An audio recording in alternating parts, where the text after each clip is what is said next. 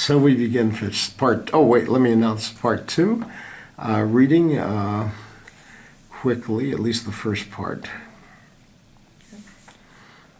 Once upon a time there lived a poor woodcutter and his wife.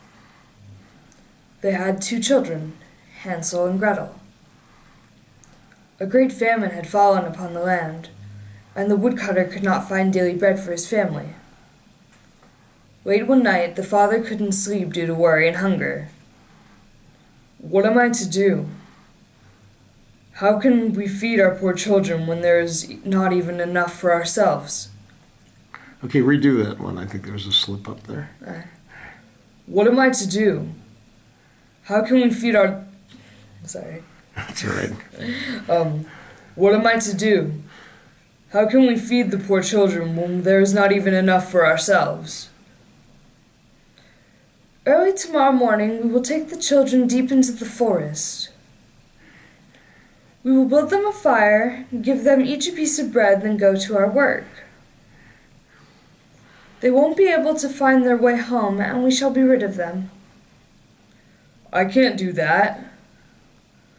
The wild animals will eat them. You fool! Then all of us shall die of hunger. Just start building our coffins then. The mother gave the father no rest on the subject until he finally agreed to her plan. But then I'll still feel sorry for the poor children. Now Hansel and Gretel were also awake from hunger during that night, and they heard the plan to leave them in the forest. "Whatever shall we do?" "Hush, Gretel. Let them fall asleep. I have a plan." Here, I'm going to try to do that a bit higher. You did okay? No, it just seems like a bit younger character. Oh, you mean you want to try so to... I was going to like hide. Oh, yes, redo it. Like, yes, deeper. "Hush, Gretel. Let them fall asleep. I have a plan." When their parents had fallen asleep, Hansel snuck outside. The moon was shining brightly, and there were white pebbles... Try again. The moon was shining brightly, and there were white pebbles on the ground that glittered. Hansel stuffed as many of these pebbles as he could find into his coat pockets. Breath, yes, good. When they went back inside and told... Try again. Then he went back inside and told his sister that all would be well. In the morning, their mother awakened them. "Get up, you sluggards! We must go and fetch some wood. Here's a piece of bread for each of you. It's your dinner, so don't eat it up before then, because it's all you're getting." As they walked into the forest, Hansel kept stopping and turning towards the house. "What is it, Hansel?" "I'm looking for my little rat." It's a little rat. Yeah. Well, why not? Maybe we'll keep that. No. Remember, a breath between each line and character. And I can shorten that, too, on the animation, easily. "I'm just looking for my little white cat. It's sitting on the roof saying goodbye to me." "Fool! There is no cat. It's the sun shining on the roof." But Hansel was not looking for a cat. He was discreetly dropping pebbles along the path, one by one, from his pockets. When they reached the center of the forest, they all gathered up brushwood and the father lit a fire. "You children rest here. Your father and I will go and cut some wood further in the forest. We will fetch you when we are done." When noon came, the children ate a little bread. They thought they heard the strokes of their father's axe, but it was not an axe. Their father had tied a branch to a withered tree, and it was the wind blowing it back and forth that made the sound. After a long while, they became fatigued, so they closed their eyes and fell asleep. When they awoke, it was late and very dark. "What are we to do?" How are we to get out of the forest? Just wait a bit. When the moon has risen, we will find our way. And when the moon came out, they followed the trail of Hansel's pebbles home. They walked all night long and arrived at their father's door at dawn.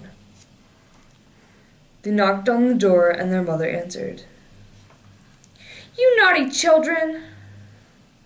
Where have you been? Why did you sleep in the forest? We thought you would never come back." The father, however, was joyous to see them.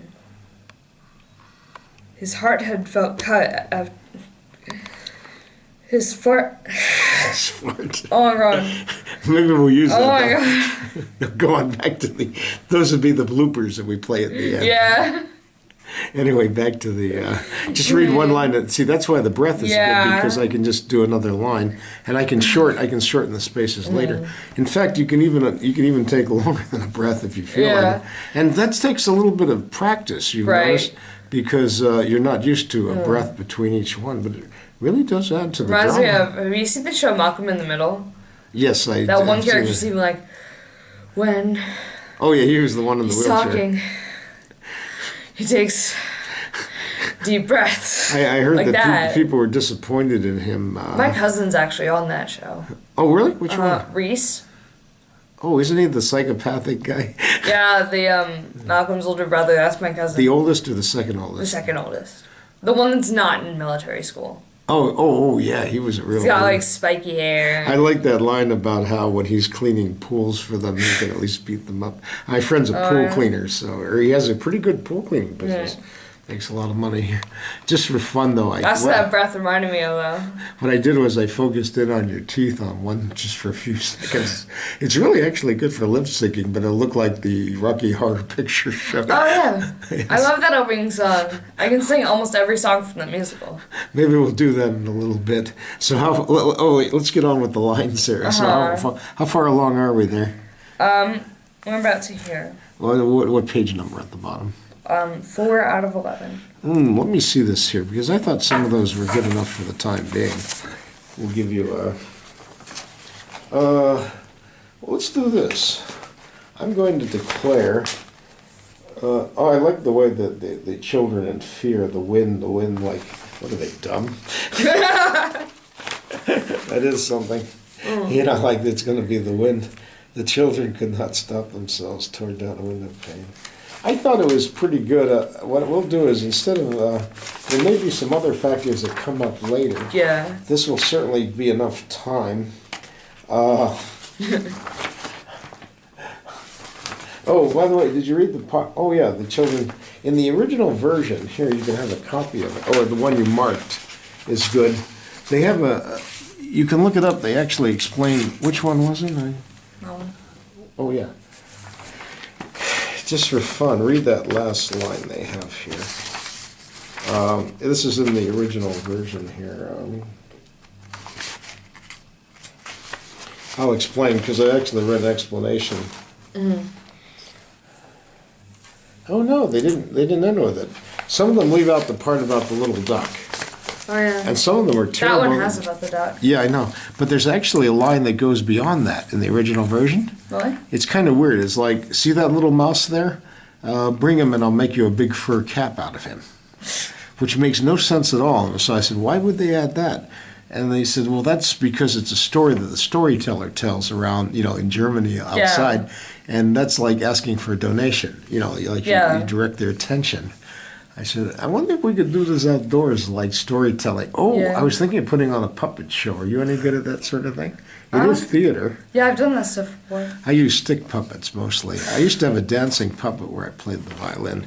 Here, let me... I think like marionettes would be really interesting. Yeah, well, the reason for the stick puppets is when I kick the thing, it dances, so that's why. But marionettes are pretty good too. There's a lot of hand stuff in there. But I would have trouble using them while playing violin. That's why I use them when I could work with my feet. I had a puppet show like that. I actually built that. You play violin? Oh, yeah. Yeah. I have my guitar. Oh, wow. I made a lot of money doing that when we had it at the zoo, but they stopped that sort of thing. It's a shame.